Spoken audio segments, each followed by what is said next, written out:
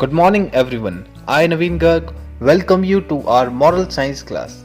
Let us read and learn a lesson of self-reliance from chapter 7 Lazy Mary. Self-reliance means dependence on one's own efforts. This chapter conveys the moral message that we should do our job ourselves. Mary was a very lazy girl and did not like to do any work. In spite of her mother explaining her repeatedly that one who looks up to others for help has no future, but Mary would not listen. Instead, when Mary's mother used to call her for help in the housework, she would pretend as if she had not heard and would run away in the garden. Mary always prayed to God to give her such a life that there may be no occasion to work at all and her work be done automatically. This prayer angered God and he decided to teach Mary a lesson. One night, God appeared in Mary's dream and granted her the wish. Mary was overwhelmed with joy. Next day, when Mary woke up and got down from the cot, the bedsheet rose up in the air and dusted itself and then began to fold into four and settle down on the bed. Mary was astonished but happy at the same time because her dream was coming true.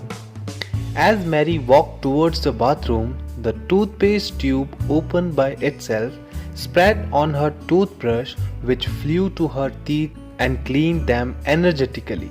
Then water rose and washed it off. How happy Mary was! She did not have to do anything at all. Now Mary had not to worry about her clothes, shoes, and even homework. But Mary's comfortable life did not last much. When she entered the bathroom, the hot water was already there, which rose itself and fell on her back.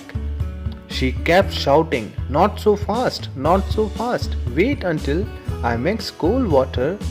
But water did not listen and Mary had to run out of the bathroom. Then the same thing happened with the clothes. An old torn frock jumped out and settled over her. She kept shouting that she had to wear the school uniform, but in vain. This annoyed Mary as she knew that her friends would laugh at her and the teacher would scold her. This is not stopped till here only. When Mary went to the table and put her hand out to start eating her breakfast, suddenly the dosa, idli and upma rose by themselves and entered her mouth so fast and not letting her chew the food properly, thus choking her throat. Mary got scolding from her mother, whom she couldn't tell that her wish was giving her no happiness. The same thing happened in the school as the pen scribbled a song instead of the sum in maths class and got scolding from her teacher. Last but not the least, when Mary tried to sit on the swing during the break, she wanted to swing gently to and fro, but the swing began to sway so violently that she fell down. Now it was high time. Mary understood that if she did not do her own work, she could not enjoy herself, or play, eat, or dress properly. She realized why her mother said that laziness was wicked. Now Mary sincerely prayed to God to take the wish away.